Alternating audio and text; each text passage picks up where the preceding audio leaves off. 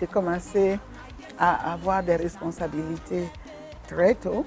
Au moment où j'ai décidé de devenir une professionnelle de l'art, je me suis rendu compte que nous n'avions pas assez de personnes qui soient formées, qui soient vraiment formées comme je le voulais, comme l'exigeait l'esthétique que je voulais aborder. Donc il a fallu faire la formation et c'est cette formation de jeunes qui m'a amenée à aborder toutes ces disciplines. Bout de corps sur bout de corps de l'autre. J'étais quand même bercée par la danse. Mon père aimait beaucoup danser. C'était pas un danseur professionnel, mais bon, il dansait tout le temps.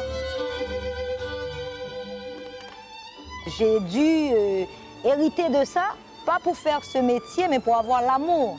Et après, bien sûr, il faut travailler. J'ai été d'abord danseuse et j'ai aussi appris la percussion. Au niveau des parents, ça n'a pas été facile.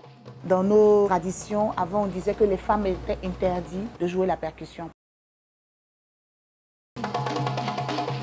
Mais nous, on s'est dit, en tant que femmes, on a le droit de pouvoir briser ces barrières. On a le droit de pouvoir se mettre en valeur. J'ai eu la chance de rentrer dans ce monde-là grâce à Papa Léonard Gauguin en 1977. Il n'y avait même pas de comédienne qui venait de la ville pour vouloir travailler. Ça n'a pas été du tout facile. C'est la passion qui guide tout être humain. Moi, parce que passionné, je ne me suis pas occupé de ce qui m'entoure. En 2000, je me décide vraiment à m'installer à mon compte. Je pense que c'était facile. Que bon, j'ai fait plus de 25 ans à la télévision. Et on me connaissait déjà. Donc si j'essaie d'introduire pour vouloir faire mon film, m'installer, on allait pouvoir m'aider. Oh, mais c'est là que je vais voir, c'est là que je vais voir la souffrance d'Abidjan. Ce n'est pas évident pour une femme. Quand je finis ici, je dois rentrer chez moi, faire la cuisine. Même quand ce n'est pas moi-même, je dois organiser avant de sortir de la maison. Parfois, les gens qui ne veulent pas se laisser commander, je dis, moi je suis un homme, je ne vais pas me faire commander par une femme, je ne veux pas qu'elle ait les qui, pour qu'elle puisse moi je suis une femme à la maison. Mais il s'agit de travail. Il y a des préjugés et aussi plutôt même des harcèlements qui arrivent. Mais on s'est dit qu'en tant que femme, quand tu as ton objectif et tu es sûre de ce que tu veux, tu atteins ton objectif avec ton travail. Nous avons des femmes ministres, des femmes dans tous les secteurs de métier. Donc il faut qu'on continue à s'en sortir et à ne pas se laisser abattre et surtout pas se laisser entretenir. Parce qu'une fois qu'on commence à vous entretenir, vous perdez la mobilité. Vous êtes emprisonné. Il faut sortir de ça. Les parents voient ça aujourd'hui comme un métier, comme docteur, professeur, parce que je vis de ça. Je n'ai que ça. Et femmes battantes, elles vivent de ça, que les métiers. J'ai beaucoup plus de liberté parce que j'ai fait le choix d'être seule maintenant et pouvoir m'investir complètement dans mon travail artistique. Donc je ne suis dépendante de personne et je prône cette liberté aussi pour que l'art puisse exister à travers des femmes.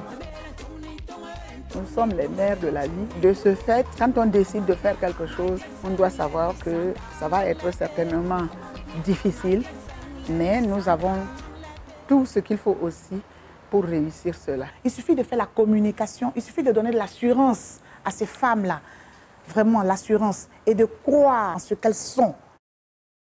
J'essaie de les galvaniser pour dire que votre premier mari, c'est votre travail. Le mari doit faire avec.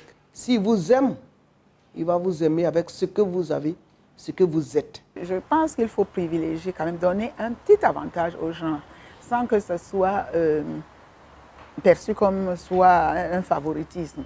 C'est normal, c'est logique.